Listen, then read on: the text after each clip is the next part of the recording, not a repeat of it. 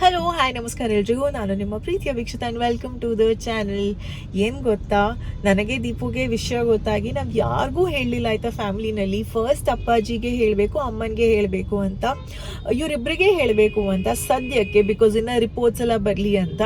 So ತುಂಬ ವರ್ಷಗಳಿಂದ ಅಪ್ಪಾಜಿಗಿದ್ದಂಥ ಆಸೆ ಹಲವಾರು ಸತಿ ಅವ್ರು ಹೇಳಿದ್ದಾರೆ, ನೀವಿಬ್ಬರು ಹಿರಿಯರು, ಅಂದರೆ ಹಿರಿ ಮಗ ಹಿರಿ ಸೊಸೆ, ಮಗು ಬೇಕು ಅನ್ನೋ ಆಸೆ ಇದೆ. ಯಾರಿಗೆ ಮಗು ಆಗಲಿ ನಿಮಗೆ ಆದರೆ ತುಂಬ ಖುಷಿ ಕೊಡುತ್ತೆ ಅಂತ. ಅಂದ್ರೆ ಅವರ ಸ್ವಂತ ಮಕ್ಕಳಿಗೆ ಮಗು ಆದ್ರೆ ಖುಷಿ ಅಲ್ವಾ. ಸೊ ಭರತ್ ಮಿನಿಗೆ ಪಾಪು ಆದಾಗ ಅವ್ರು ಫುಲ್ ಖುಷಿ ಆಯ್ತಾ, ತುಂಬಾ ಆಸೆ ಅವ್ರಿಗೆ ಮಕ್ಕಳಂದ್ರೆ. ಸೊ ನಮಗೂ ತುಂಬಾ ಖುಷಿ ಆಯ್ತು ಭರತ್ ಮಿನಿ ಅವ್ರಿಗೆ ಪಾಪು ಆದಾಗ. ಅವ್ರು ಚಿಕ್ಕವರು ನಾವ್ ದೊಡ್ಡವರು ಅಂತ ಇಲ್ಲ, ಯಾರಿಗೆ ಹೆಂಗ್ ಬೇಕು ಲೈಫಲ್ಲಿ ಹೆಂಗ್ ಪ್ಲಾನಿಂಗ್ ಬೇಕು ಹಂಗ್ ಮಾಡ್ಕೋಬೇಕಲ್ವಾ. ಬಟ್ ಅವ್ರಿಗೆ ತಂದೆಯಾಗಿ ತುಂಬಾ ಆಸೆ ಇತ್ತು, ನಮಗೂ ಅದು ಮನ್ಸಲ್ಲಿತ್ತು. ಅವ್ರು ತುಂಬಾ ಡಿಸಪಾಯಿಂಟ್ ಆಗಿದ್ದಾರಲ್ಲ, ಆ ಥರ ಮಾಡಬಾರ್ದು ಅಂತ. ಬಟ್ ನಮ್ಮದೇ ಆದಂಥ ರೀತಿನಲ್ಲಿ ನಮ್ಮ ಆಲೋಚನೆಗಳನ್ನ ಒಂದ್ಸತಿ ಥಿಂಕ್ ಮಾಡಿದ್ರೆ ನಾವು ತಪ್ಪು ಮಾಡಿಲ್ಲ. ಸೊ ಹಾಗಾಗಿ ಅವರು ಅದನ್ನ ಅರ್ಥ ಮಾಡ್ಕೋತಾ ಇದ್ರು, ನನ್ನ ಮಕ್ಳಿಗೆ ಏನೋ ಪ್ಲಾನ್ ಇರ್ಬೋದು, ಏನೋ ಯೋಚನೆ ಇರ್ಬೋದು, ಮಾಡ್ತಾರೆ ಅಂತ. ಸೊ ಫೈನಲಿ ಈ ನ್ಯೂಸ್ನ ಅವ್ರಿಗೆ ಶೇರ್ ಮಾಡಬೇಕು, ಅವ್ರು ಹೇಗೆ ರಿಯಾಕ್ಟ್ ಮಾಡ್ತಾರೆ ಅಂತ ನೋಡಬೇಕು. ಪ್ರೀತಿಯಿಂದ ನನ್ನ ನೋಡ್ಕೊಂಡಿದ್ದಾರೆ ಮದುವೆ ಆಗಿದ್ದ ದಿನದಿಂದನೂ ಇವತ್ತಿನ ತನಕನೂ. ಸೊ ಅವ್ರಿಗೆ ನ್ಯೂಸ್ ಹೇಳಿದಾಗ ಅವ್ರಿಗೆ ಎಷ್ಟು ಖುಷಿ ಆಗುತ್ತೆ ಅಂತ ನೋಡಬೇಕು. Let's go. ಅವ್ರು ಎಕ್ಸ್ಪೆಕ್ಟೇ ಮಾಡಿರಲ್ಲ ಅನಿಸುತ್ತೆ. ಸೊ ಫಸ್ಟ್ ನಾನು ಅವ್ರ ಗಿಫ್ಟ್ ಬಾಕ್ಸ್ನ ರೆಡಿ ಮಾಡಬೇಕು. ಅದನ್ನು ರೆಡಿ ಮಾಡಿ ಪ್ಯಾಕ್ ಮಾಡ್ತೀನಿ. ಫಸ್ಟ್ ಒಂದು ಜಾಗಕ್ಕೆ ಹೋಗೋಣ, ತಗೋಬೇಕು ಅದನ್ನು, ಆಮೇಲೆ ಮನೆಗೆ ಹೋಗೋಣ. Let's do this. Let's start the video. ಕೊನೆ ತನಕ ನೋಡಿ. ನೆನಪಿದೆಯಾ ನಿಮಗೆ, ಭರತ್ ಮಿನಿ ಪಾಪುಗೆ ನಾನು ಶಾಪಿಂಗ್ ಅಂತ ಹೋಗಿದ್ದಾಗ ಅದೇ ಟೈಮ್ಗೆ ಅಪ್ಪಾಜಿಗೆ ಸರ್ಪ್ರೈಸ್ ಕೊಡೋದಕ್ಕಂತ ಏಂಜಲ್ ಆ್ಯಂಡ್ ರಾಕೆಟ್ ಇದೇ ಸ್ಟೋರಿಂದ ನಾನು ಒಂದು 2 ಬಟ್ಟೆನ ಸೆಲೆಕ್ಟ್ ಮಾಡಿದ್ದೆ. ಆ್ಯಂಡ್ ಇವಾಗ ಮನೆಗೆ ರೀಚ್ ಆಗಿ ಲೆಟ್ ಸರ್ಪ್ರೈಸ್ ಅಪ್ಪಾಜಿ.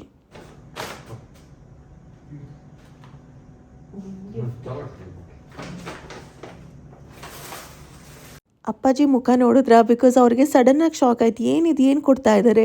ಬಿಕಾಸ್ ನಾವು 3 ಜನ ತುಂಬ ಸೀರಿಯಸ್ ಆಗಿ ಏನೋ ಡಿಸ್ಕಸ್ ಮಾಡ್ತಾ ಇದ್ವಿ, ಮಧ್ಯದಲ್ಲಿ ಇದೇನಿದು ಅಂತ.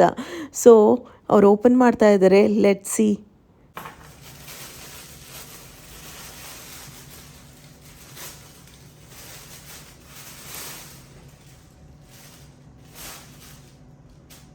ತುಂಬ ವರ್ಷಗಳಿಂದ ಇದ್ರ ಬಗ್ಗೆ ಮಾತಾಡಿ ಅವ್ರಿಗಂತೂ ಸುಸ್ತಾಗಿ ಇನ್ನು ಮಾತಾಡೋದು ಬೇಡ ಅಂತ ಸುಮ್ಮನಿದ್ರು. ಬಟ್ ಇವತ್ತು ಗಂಡು ಹೆಣ್ಣು 2 ಮಕ್ಕಳು ಬಟ್ಟೆ ಇದೆ, ಆದರೆ ಇದು ಭರತ್ ಮಿನಿ ಪಾಪುಗೆ ಆಗೋದೇ ಇಲ್ಲ, ತುಂಬ ಚಿಕ್ಕದಿದೆ, ಏನಂತ ಅರ್ಥ ಆಗ್ತಾ ಇಲ್ಲ. ಸೊ ನಾನೇ ಹೇಳಿದೆ.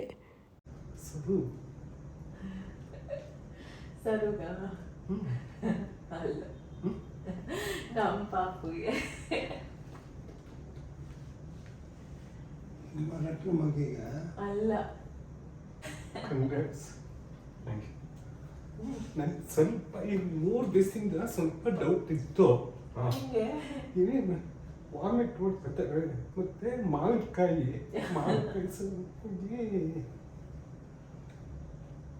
So happy. ಸೊ ಇದಕ್ಕೆ ಮಿತಿನೇ ಇಲ್ಲ. ನನ್ನ ಖುಷಿಗೆ ಮಿತಿನೇ ಇಲ್ಲ ಅಂತ ಅಂದರು. ಅಷ್ಟು ಖುಷಿಪಟ್ಟರು ಅವರು. ಇದಾಗಿದ್ದ ತಕ್ಷಣವೇ ಸಕ್ಕರೆ ತಂದು ಸಿಹಿ ಸುದ್ದಿ ಕೊಟ್ಟಿದ್ದೀರಾ ಇಬ್ರಿಗೂ ಅಂತ ಸಕ್ಕರೆ ಕೊಟ್ಟರು. ಅಷ್ಟು ಖುಷಿಯಾಗಿತ್ತು.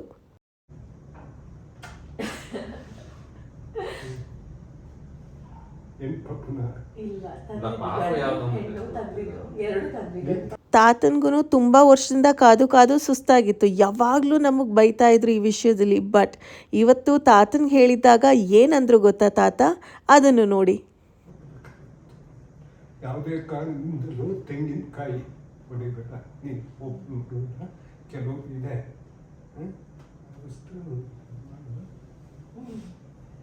ಹುಷಾರಾಗಿರ್ಬೇಕು ನೀನು. ಹೊರಗಡೆ ಟ್ರಾವೆಲ್ ಸ್ವಲ್ಪ ದಿವಸ ಹೇಗಿದೆ ಬೇಬಿ? ಚೆನ್ನಾಗಿದೆಯಾ? ಚೆನ್ನಾಗಿಲ್ಲ. ಚೆನ್ನಾಗಿರೋ ಕಡೆಯಿಂದನೇ, ಬಟ್ ನನಗೆ ಏನು ಸೇರ್ತಾ ಇಲ್ಲ.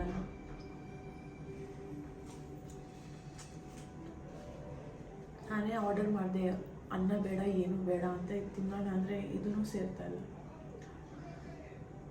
ವಡೆ ತಿನ್ನು ಸೇರುತ್ತೆ. ನನಗೆ ಅಟ್ಲೀಸ್ಟ್ 15 to 20 ಡಿಫ್ರೆಂಟ್ ಸಿಮ್ಟಮ್ಸ್ ಇತ್ತು ಈ ಟೈಮ್ನಲ್ಲಿ.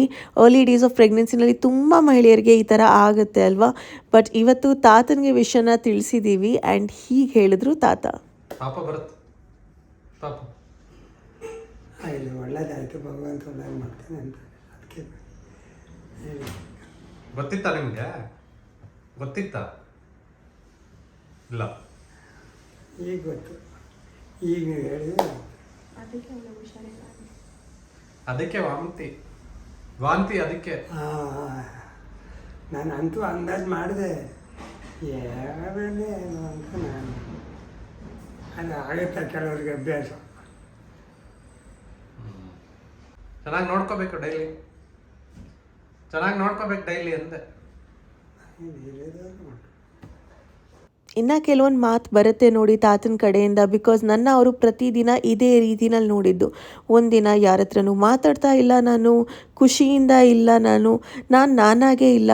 ಡಾಕ್ಟರ್ ನನಗೆ ಟ್ರಿಪ್ ಹೋಗೋ ಮುಂಚೆ ಹೇಳಿದ್ರು ಇನ್ನು ಸ್ಲೋಲಿ ಸಿಮ್ಟಮ್ಸ್ ಎಲ್ಲ ಸ್ಟಾರ್ಟ್ ಆಗ್ಬೋದು, ಗ್ಯಾಸ್ಟ್ರೈಟಿಸ್, ವಾಮಿಟಿಂಗ್ ಆ್ಯಂಡ್ ಹಲವಾರು ಸಿಮ್ಟಮ್ಸ್ ಹೇಳಿದ್ರು. ಒಬ್ಬೊಬ್ರಿಗೂ ಒಂದೊಂದು ರೀತಿ ಇರುತ್ತೆ ಅಂತ. ಬಟ್ ನಾನು ನಾರ್ಮಲ್ ಆಗಿದೆ. ನಾನು ಡಾಕ್ಟರ್ಗೆ ಕೇಳಿದ್ದೆ ಆ ಟೈಮಲ್ಲಿ ವರ್ಕೌಟ್ ಮಾಡ್ಬೋದಾ, ನನಗೇನು ಆ ಥರ ಸಿಮ್ಟಮ್ಸ್ ಇಲ್ಲ, ಆ್ಯಕ್ಟಿವ್ ಆಗಿದ್ದೀನಿ ಅಂತ. ನಾನು ಟ್ರಿಪ್ ಹೋಗೋ ಮುಂಚೆ ಇದ್ದಿದ್ದ ರೀತಿಗೂ ಮನೆಗೆ ಬಂದಮೇಲೆ ನಾನು ಬದಲಾಗಿದ್ದ ರೀತಿಗೂ ಭಾಳಷ್ಟು ಚೇಂಜಸ್ನ ನೋಡಿದೆ. ನಾನಾಗಿ ಒಂದಿನವೂ ಇರಲಿಲ್ಲ, ಖುಷಿಯಿಂದ ನಕ್ಕಿದ್ದೇ ಇಲ್ಲ, ಯಾರ ಹತ್ರನೂ ಮಾತಾಡ್ತಾ ಇಲ್ಲ ಆಯಿತಾ.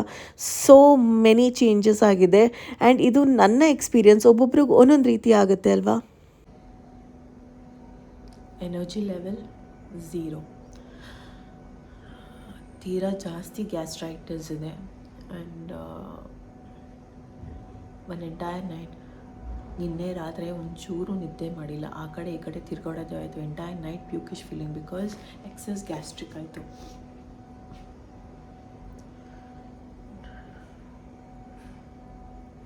ಕಂಪ್ಲೀಟ್ ಎನರ್ಜಿ ಡೆಡ್ ಆಗಿದೆ ಆಯಿತಾ. 0 ಎನರ್ಜಿ ರೈಟ್ ನಾವು. ಬೆಳಿಗ್ಗೆ ತಾತನ ಭಾಷಣ ಮಾಡ್ಬೋದು, ಒಳ್ಳೆಯದು, ಚೆನ್ನಾಗಿ ಮಾಡ್ಬೋದು. ಬೆಳಿಗ್ಗೆ ತಾತನ ಭಾಷಣ ನನಗೆ ಹೆಂಗಿರಬೇಕು, ಏನು ಮಾಡಬೇಕು ಅಂತ. ವಾಮಿಟಿಂಗ್ ಮಾಡಬಾರ್ದಂತೆ, ಖುಷಿಯಿಂದ ಇರಬೇಕಂತೆ.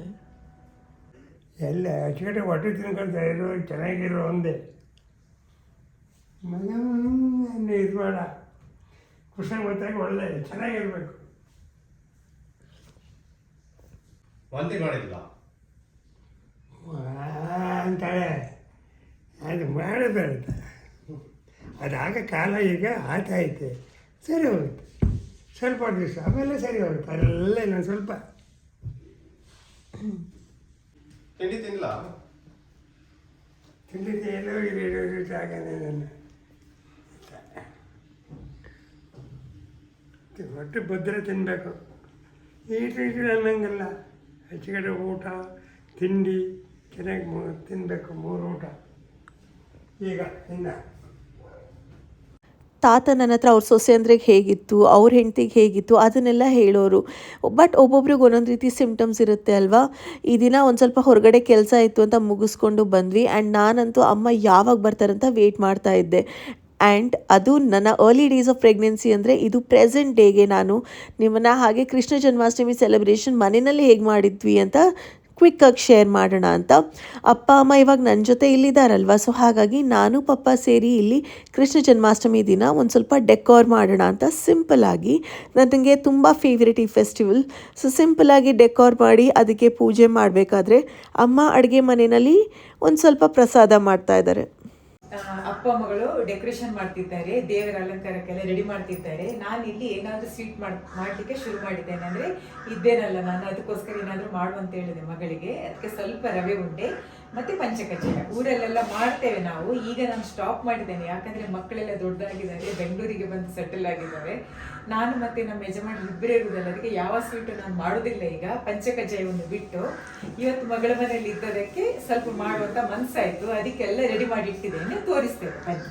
ಇದು ಪಂಚಕಜ್ಜಾಯ ಮಾಡಲಿಕ್ಕೆ, ಇದು ಹೆಸರುಬೇಳೆ, ಇದು ಕಡಲೆಬೇಳೆ, ಇದು ತೆಂಗಿನ ತುರಿ, ಇದು ಬೆಲ್ಲ, ಗೋಡಂಬಿ, ಇದು ಏಲಕ್ಕಿ ಪೌಡ್ರು. ಏಲಕ್ಕಿ ಪೌಡ್ರು ಇಷ್ಟೇನಂತ ಅಂದ್ಕೊಳ್ಬೇಡಿ, ಇದು ಸಕ್ಕರೆ ಹಾಕಿ ನಾನು ಪೌಡ್ರ್ ಮಾಡಿದ್ದು, ಅದಕ್ಕೋಸ್ಕರ ಅಷ್ಟು ಹಾಕಿದ್ದೇನೆ. ಇದು ಸ್ವಲ್ಪ ಡ್ರೈ ಆದರೆ ಸಾಕು, ಅಂದರೆ ನೀರಿದ ಪಸೆ ಅದು ಬಟ್ಟೆಗೆ ಎಳ್ಕೊಳ್ಳೋ ತನಕ ಅಷ್ಟೇ. ಮತ್ತು ನಾನೀಗ ಅದು ಫ್ರೈ ಮಾಡ್ತೇನೆ.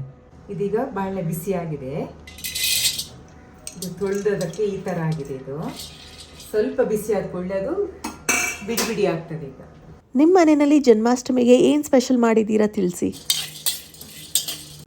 ಇವಾಗ ಪರವಾಗಿಲ್ಲ, ಒಂದು ಸ್ವಲ್ಪ ನಾನು ನನ್ನ ಪಾಡಿಗೆ ಆ್ಯಕ್ಟಿವ್ ಆಗಿ ನನ್ನ ಕೆಲಸಗಳನ್ನ ಮಾಡ್ತಾ ಇದ್ದೀನಿ. ಯಾಕಂದರೆ ಇದು ಬೆಲ್ಲ ನಾನು ನೀರು ಮಾಡಲಿಕ್ಕೋಸ್ಕರ ಬಿಸಿ ಮಾಡೋದು, ಪಾಕ ಮಾಡಲಿಕ್ಕಿಲ್ಲ. ಸ್ವಲ್ಪ ಡ್ರೈ ಆದರೆ ಸಾಕು. ಅದು ಒಂದೆಳೆ ಪಾಕ ಎರಡೆಳೆ ಪಾಕ ಅಂತ ಹೇಳ್ತಾರಲ್ಲ, ಹಾಗೆ ಬರಬೇಕಂತಿಲ್ಲ. ಅದು ಅದರಲ್ಲಿ ಹೊಯ್ಗೆ ಥರ ಎಲ್ಲ ಬರ್ತದೆ, ಚಿಕ್ಕ ಚಿಕ್ಕ ಮಣ್ಣಿನ ಥರ. ಅದು ನಾನು ಗಾಳಿಸಿ ತೆಗಿಲಿಕ್ಕೋಸ್ಕರ ಇದು ನೀರು ಮಾಡ್ತಿದ್ದೇನೆ. ಬೆಲ್ಲ ಸ್ವಲ್ಪ ನೀರು ಹಾಕ್ತೀನಿ. ಇದೀಗ ತಣ್ಣಗಾದ್ಮೇಲೆ ಮಿಕ್ಸಿಗೆ ಹಾಕ್ಲಿಕ್ಕಿದೆ.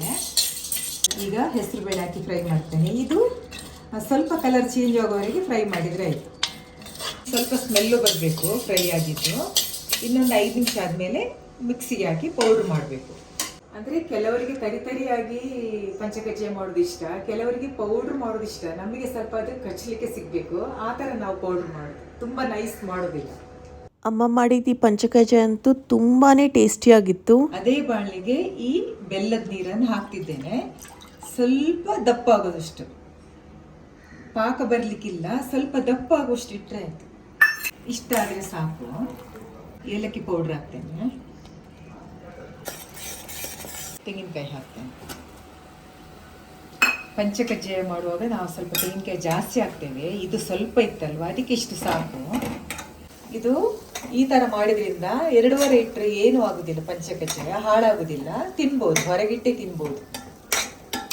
ಬಿಸಿ ಮಾಡಿದ್ದಲ್ವ ಇದು, ತೆಂಗಿನಕಾಯಿ ಬೆಲ್ಲ ಎಲ್ಲ ಹಾಕಿ ಸಾಕಿದ್ದು ಆಗಿದೆ. ಇದೀಗ ಇದಕ್ಕೆ ಹಾಕ್ತೇನೆ ಫ್ರೈ ಆಗಿದ್ದು, ತಣ್ಣಗಾಗಿದೆ. ಇಷ್ಟಾದರೆ ಸಾಕು, ಇಷ್ಟು ಬಂದರೆ ಸಾಕು. ಇದು ಪೌಡ್ರ್ ಆಗಲಿಲ್ಲ, ನಿಮಗೆ ನೋಡುವ ಕಾಣ್ತದೆ, ತಿನ್ನೋವಾಗ ಗೊತ್ತಾಗ್ತದೆ ಎಷ್ಟು ಪೌಡ್ರ್ ಆಗಿದೆ ಅಂತ. ಕಲಿಸ್ತೇನೆ.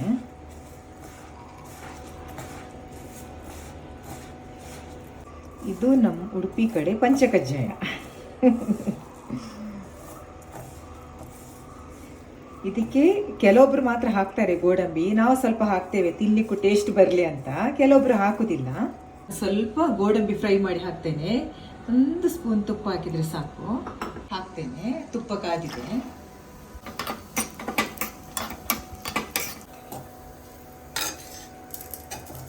ಈ ಪಂಚಕಜ್ಜಾಯದೊಟ್ಟಿಗೆ ಗೋಡಂಬಿ ಒಂದೊಂದು ಸಿಕ್ಕಿದಾಗ ತುಂಬ ರುಚಿ ಬರ್ತದೆ. ಅದಕ್ಕೋಸ್ಕರ ಗೋಡಂಬಿ ಹಾಕೋದು, ಗೋಡಂಬಿ ಹಾಕದೆ ಮಾಡ್ಬೋದು.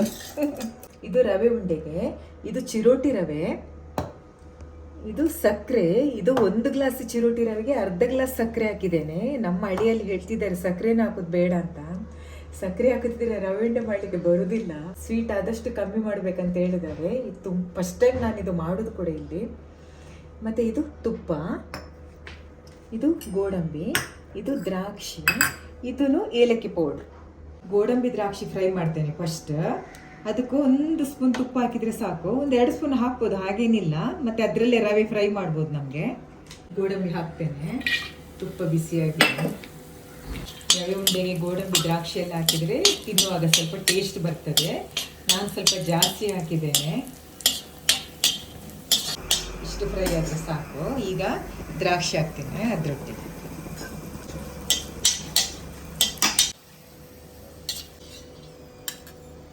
ಈಗ ಇನ್ನೊಂದು ಸ್ವಲ್ಪ ತುಪ್ಪ ಹಾಕ್ತೇನೆ. ಗ್ಯಾಸ್ ಇದು ಮೀಡಿಯಮ್ಮಲ್ಲಿ ಇಡಬೇಕು, ಯಾಕಂದರೆ ಇದು ಬೇಗ ಫ್ರೈ ಆಗ್ತದೆ. ಚಿರೋಟಿ ರವೆ ಅಲ್ವ, ಇದು ಬೇಗ ಫ್ರೈ ಆಗ್ತದೆ. ಘಮ್ಮಂತ ಪರಿಮಳ ಬರೋವರೆಗೆ ಹುರಿದ್ರೆ ಸಾಕು. ಇದು ಕಲರ್ ಚೇಂಜ್ ಆಗಬೇಕಂತ ಇಲ್ಲ, ಸ್ವಲ್ಪ ಲೈಟಲ್ಲಿ ಚೇಂಜ್ ಆದರೆ ಸಾಕು. ಡಾರ್ಕ್ ಬ್ರೌನ್ ಎಲ್ಲ ಆಗಬಾರ್ದು. ಅಮ್ಮ ಇಲ್ಲಿ ಅಡುಗೆ ಮಾಡಬೇಕಾದ್ರೆ ನಮ್ಮದು ಪೂಜೆ ತಯಾರಿ ಎಲ್ಲ ಆಲ್ಮೋಸ್ಟ್ ಆಗೋಗಿತ್ತು. ಇದು ಆಗ ತೋರಿಸಿದ ಸಕ್ಕರೆಯನ್ನು ನಾನು ಪೌಡ್ರ್ ಮಾಡಿದೆ. ತುಂಬ ಜನ ಲಾಸ್ಟ್ ವಿಡಿಯೋ ಕಮೆಂಟ್ ಮಾಡಿರೋದು, ನಾವು ನಿಮ್ಮ ಅಮ್ಮನ ನೋಡಿ ಅತ್ತೆ ಬಿಟ್ವಿ, ನಮಗೆ ರಿಯಲೈಸ್ ಆಗಲಿಲ್ಲ ಅಂತ. ಅಷ್ಟು ಕನೆಕ್ಟ್ ಆದ್ರಿ ಅಲ್ವಾ ವಿಡಿಯೋ ನೋಡ್ತಾ. ಹಾಲು ಹಾಕ್ತೇನೆ ನಾನು, ಯಾಕಂದರೆ ಉಂಡೆ ಕಟ್ಟಲಿಕ್ಕೆ ಬರಬೇಕಲ್ವಾ, ಅದಕ್ಕೆ ಸ್ವಲ್ಪ ಮಿಕ್ಸ್ ಮಾಡಿದರೆ ಆಯಿತು. ಒಂದೇ ಸಲ ಹಾಕಬಾರ್ದು,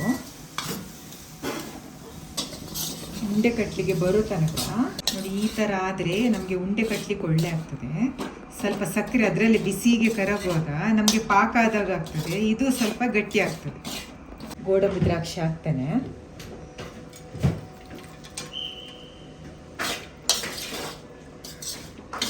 ಇದು ಏಲಕ್ಕಿ ಪೌಡ್ರು ಲಾಸ್ಟಿಗೆ. ತುಪ್ಪದಲ್ಲಿ ಎಲ್ಲದನ್ನು ಫ್ರೈ ಮಾಡಿದ್ರಿಂದ ಇದ್ರ ಟೇಸ್ಟ್ ಇನ್ನೂ ಚೆನ್ನಾಗಿರುತ್ತೆ ಆಯಿತಾ. ಹಾಗೆಯೇ ತುಂಬ ಜನ ಫ್ಯಾಮ್ಲಿ ಪ್ಲ್ಯಾನಿಂಗ್ ಬಗ್ಗೆ ಇನ್ನು ಹೆಂಗೆ ಕನ್ಸೀವ್ ಮಾಡಿದ್ರಿ, ನಾವು ಟ್ರೈ ಮಾಡ್ತಾ ಇದ್ದೀವಿ ಅಂತ ಹಲವಾರು ಪ್ರಶ್ನೆಗಳನ್ನ ಕೇಳಿದ್ದೀರಾ. ಡೆಫಿನೆಟಾಗಿ ದೀಪೋ ಜೊತೆ ಕೂತು ನಿಮ್ಮ ಪ್ರಶ್ನೆಗಳಿಗೆ ಉತ್ತರ ಕೊಡ್ತೀವಿ. ಇನ್ನೇನಾದರೂ ಪ್ರಶ್ನೆಗಳಿದ್ದರೆ ಕಾಮೆಂಟ್ ಸೆಕ್ಷನಲ್ಲಿ ತಿಳಿಸಿ ಆಯಿತಾ. ನಮ್ಮ ಮುದ್ದು ಕೃಷ್ಣನ ಈ ವರ್ಷ ಡೆಕೋರೇಟ್ ಮಾಡಿರೋದು ಹೇಗೆ, ಸಿಂಪಲ್ ಆ್ಯಂಡ್ ಪುಟ್ಟದಾಗಿ ನಮ್ಮ ಮನೆಯಲ್ಲಿ ಈ ಥರ ಮಾಡಿದ್ದೀವಿ. ಅಪ್ಪ ಅಮ್ಮ ಪ್ರತಿ ವರ್ಷ ಊರಲ್ಲಿರ್ತಾರೆ, ಬಟ್ ಈ ವರ್ಷ ಮಗಳು ಜೊತೆಗೆ ಜನ್ಮಾಷ್ಟಮಿ ಸೆಲೆಬ್ರೇಷನ್. ಶ್ರೀಕೃಷ್ಣ ದೇವರು ಎಲ್ರಿಗೂ ಒಳ್ಳೇದು ಮಾಡಲಿ. ನಿಮ್ಮ ಲೈಫಲ್ಲಿ ನೀವೇನು ಅಂದ್ಕೊಂಡಿದ್ದೀರಾ ಅದು ಸಕ್ಸಸ್ಫುಲ್ ಆಗಲಿ. ಆ್ಯಂಡ್ ಮೋಸ್ಟ್ ಇಂಪಾರ್ಟೆಂಟ್ಲಿ ನಾವು ಇನ್ನೊಬ್ರಿಗೆ ಒಳ್ಳೇದು ಮಾಡಬೇಕು, ಪಾಸಿಟಿವ್ ಯೋಚನೆಗಳನ್ನ ಮಾಡಬೇಕು, ಅವರಿಗೆ ಒಳ್ಳೆಯದನ್ನು ಬಯಸಬೇಕು. ಆವಾಗ ನಮಗೆ ಖಂಡಿತವಾಗ್ಲೂ ಒಳ್ಳೆಯದಾಗುತ್ತೆ.